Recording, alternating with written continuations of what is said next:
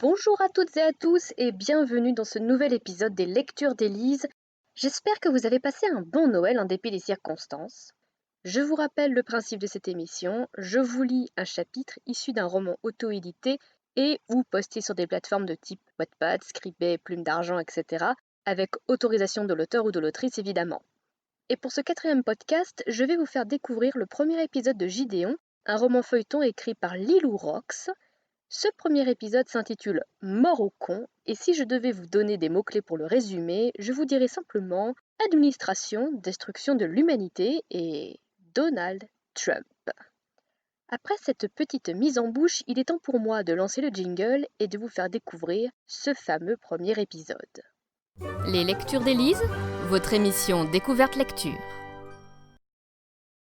Bon, ok, ça suffit, j'en ai ras la casquette, dit le chef. Sérieusement, ça fait des siècles que ça dure et on dirait qu'ils comprennent toujours pas. Ça me gonfle. Il repassa encore la vidéo projetée sur grand écran pour appuyer son propos, pour montrer à l'équipe réunie ce matin-là dans le bocal, appelée ainsi à cause de ses baies vitrées en guise de mur, qu'il avait raison, que cette décision était justifiée. La vidéo montrait un présentateur de journal télévisé, blond, la quarantaine, vêtu d'un costume sobre et élégant.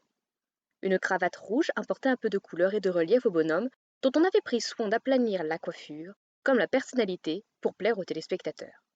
Les plans alternaient entre le type qui lisait son prompteur et des visions de liesse où l'on voyait la foule applaudir un vieux bonhomme tout orange, à la coupe de cheveux improbable.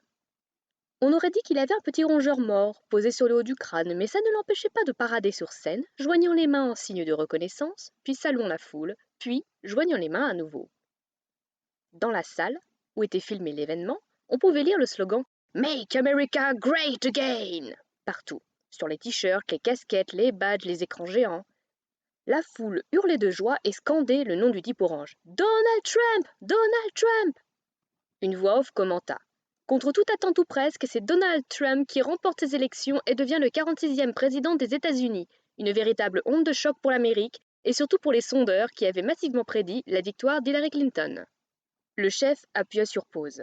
Il regarda les membres de l'équipe les uns après les autres, droit dans les yeux. Vous ne comprenez bien qu'on ne peut pas se permettre de les garder. Vous voyez bien, vous le savez, ils ne pourront pas aller mieux, ils sont trop cons, dit-il, non sans une certaine émotion dans la voix, agitant les bras vers l'écran. Les membres de l'équipe se regardèrent, les têtes baissées, attristés, résignés. Certains enfouirent leur visage dans leurs mains, d'autres se passaient la main dans les cheveux, tournicotant une mèche jusqu'à en faire des nœuds. L'ambiance était tendue, l'air pesant. Personne n'était vraiment prêt à accepter la prise d'une telle décision, même si elle était inévitable. Les humains allaient devoir disparaître. C'était la règle. Quand la population d'une planète atteint un niveau de stupidité trop élevé, elle représente un danger pour elle-même et ou pour les autres. Dès lors, cette population doit être supprimée dans le but de préserver au maximum les ressources de la dite planète. L'OGC pourra décider d'y introduire une ou plusieurs autres espèces pour la repeupler et faire perdurer la vie, sous quelque forme que ce soit. C'était le fameux article 42 du Code de l'Organisme des gestions des civilisations, ou l'OGC, comme on l'appelait parfois administrativement dans les terres. Permettez-moi une petite parenthèse. Oui, parce que ça se passe comme ça dans l'univers en fait. Les galaxies, les systèmes solaires, les étoiles, les planètes, les lunes, tout le bazar, tout ça, c'est régulé dans les terres. Me demandez pas de vous situer ça sur une carte, vous n'avez pas encore la capacité de visualiser ça. Disons que c'est là-haut. Ça vous parlera, ça. Là-haut, donc, divers organismes sont chargés de l'organisation et de la gestion de tout ce qui se passe dans l'univers. Au niveau de chaque planète habitée, comme par exemple la Terre, je ne vous parlerai pas des autres, elles sont bien trop loin pour que ça vous intéresse d'ailleurs. Donc, au niveau de chaque planète habitée, il y a des équipes de l'OGC qui gèrent les habitants des planètes et qui font en sorte que ces derniers ne détruisent pas tout sur leur passage. Globalement, c'est organisé comme toute bonne administration qui se respecte, mal. Fun fact, l'article 42 a déjà été employé par les équipes en charge de la gestion de la Terre à plusieurs reprises. Par exemple, quand les dinosaures ont commencé à tout écraser avec leurs grosses pattes et à prendre trop de place sur le globe, il a été décidé de les virer manu naturali, en l'occurrence, à grands coups de météorites et autres changements brusques de température. Alors, oui, les gros reptiles étaient mignons, mais ils foutaient un bazar monstre.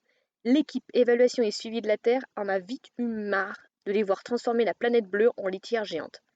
Alors elle avait alors pensé que laisser la place à l'être humain, a priori plus débrouillard et plus pacifique, serait une bonne idée, dont acte. Fermez la parenthèse, reprenons. Le chef alluma son moniteur et commença à taper le compte-rendu à destination des instances. Madame, madame, madame. L'équipe Évaluation et suivi de la Terre, réunie en session extraordinaire, préconise ce jour, au vu des actes plus stupides les uns que les autres perpétrés par les humains depuis des milliers d'années terriennes, la destruction de la population humaine dans son entièreté et son remplacement par une espèce moins nocive pour la planète. Bien à vous, bisous. Non, je déconne, je vais pas laisser le bisou, tenta le chef en regardant ses équipiers avec un sourire niais qui disparut rapidement face à l'absence de réaction de son auditoire. Alors qu'il allait envoyer son rapport aux instances, une voix s'éleva autour de la table. On est obligé d'avoir une attitude si radicale, chef? Vraiment? Un article 42 comme ça, pour ça? Attendons un peu, soyons humains une petite minute si j'ose dire. C'était Jean, l'un des membres de l'équipe EST. Beau brun, la trentaine, il avait tout fait pour l'intégrer dès la fin de ses études. Depuis qu'il était gamin, il avait tout vu, tout lu, tout écouté sur les humains. C'était sa passion. Comment ils avaient été déployés là par les instances la toute première fois, suite à la destruction des dinosaures, les premiers prototypes d'humains lancés sur le marché, les retours de produits peu performants, les nouveaux designs, les lancements des diverses civilisations à droite, à gauche, pour voir laquelle évoluerait le plus vite et le mieux. Depuis toujours, Jean trouvait la population de la Terre fascinante, tant par sa capacité à évoluer que par sa tendance à l'autodestruction. Les connards les plus attachants de l'univers, qu'il les appelait. Et il n'avait pas complètement tort, si vous voulez mon avis. Il avait été admis au sein de l'équipe EST quelques mois auparavant, après avoir gravi les échelons de l'OGC assez brillamment. En dehors de ses journées de pure observation des humains et du tri de la paperasse de l'équipe, son statut de petit dernier lui avait conféré le droit d'assister aux réunions et surtout de bien fermer sa gueule. Droit qu'il bafouait en cet instant, quitte à se griller auprès du chef. Il poursuivit. Monsieur, sans vouloir vous manquer de respect ni tenter de remettre en cause vos choix éclairés, dit-il avec une pointe de flatterie dans la voix. Il avait vite compris comment ça fonctionnait à l'OGC. Je pense qu'on pourrait peut-être envisager de trouver une solution alternative à la destruction totale des humains. Mais qu'est-ce que vous croyez? Répondit le chef en haussant le ton. Qu'on se branle la nouille depuis des siècles? Qu'on n'a pas déjà essayé de leur faire comprendre que s'ils n'arrêtent pas leurs conneries, ça va mal finir? La peste noire, les famines, la tectonique? Vous croyez qu'on n'a pas tenté de leur faire passer le message? Je sais, chef, je sais. Mais ils sont têtus, ils ont besoin qu'on leur répète. Et Jésus? L'interrompit le chef. Jésus, bordel! Bouddha, Mahomet, Krishna, les animaux à la con, là, mi-aigle, mi-loup, putain! C'est pas faute de leur envoyer des hémisphères aux quatre coins du globe pour essayer de leur faire comprendre que ce qu'il faut faire, c'est vivre dans la paix et l'amour, acquérir des savoirs et de la sagesse et grandir et pas tenter de se buter les uns les autres en permanence. Le chef perdait patience. Le visage rouge, sa chemise lui sortait du pantalon à force d'agiter les bras lorsqu'il parlait. Jean insista. Chef, s'il vous plaît, je vous l'accorde, je suis pas très objectif avec les humains, j'y suis très attaché. Leur diversité, leur capacité de survie, leur créativité, ça leur donne un petit je ne sais quoi que les éléments vivants des autres planètes n'ont pas. Je reste persuadée que si on leur donne encore un peu de temps, ils finiront par comprendre. Regardez où ils en sont déjà arrivés. Ce serait vraiment dommage de les arrêter en si bon chemin. Ils sont à deux doigts de réussir à créer une forme autonome d'intelligence artificielle. C'est fabuleux. Me parlez pas de ça, bon sang. Je suis sûre qu'ils vont encore voir en cette découverte une opportunité pour se foutre sur la gueule, ces connards, asséna le chef. D'accord, je le reconnais, ce ne sont pas nos éléments vivants les plus fut-fut. Si on les compare à ceux des autres planètes, il est certain qu'on trouvera toujours meilleurs, mais ils ont tenu si longtemps sans crever que je me dis qu'on devrait leur laisser une chance, plaida Jean. Il était à deux doigts de tenter le regard chaton suppliant, mais il se dit que c'était peut-être too much. Le chef n'en croyait pas ses oreilles.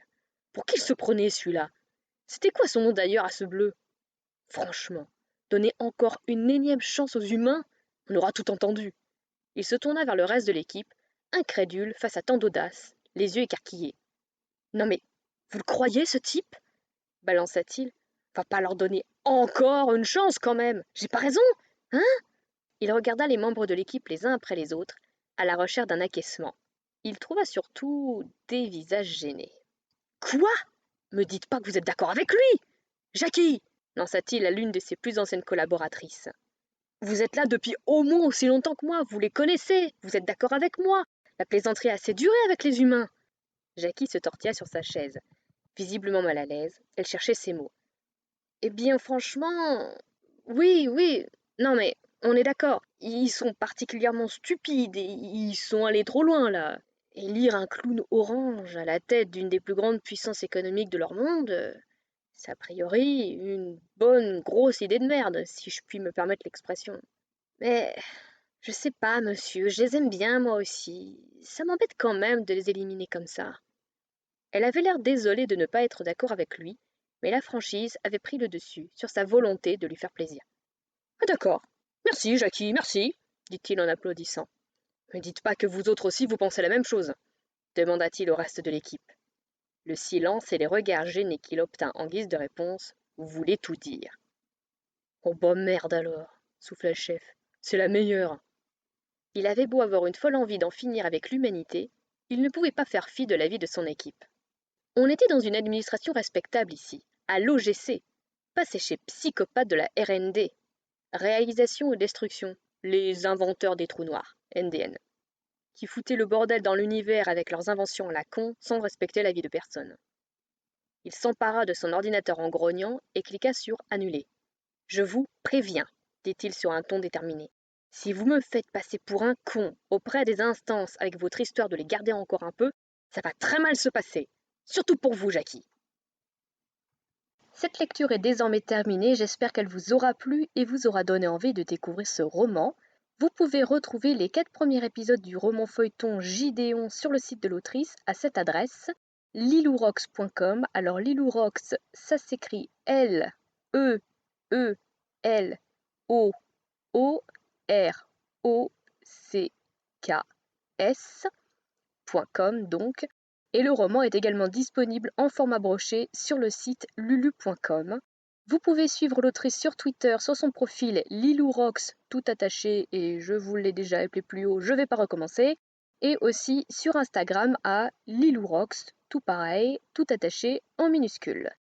Et voilà, les lectures d'Ellie, c'est fini pour aujourd'hui, mais on se retrouve exceptionnellement la semaine prochaine pour la première émission de 2021 en espérant que cette année se déroulera mieux que l'année 2020.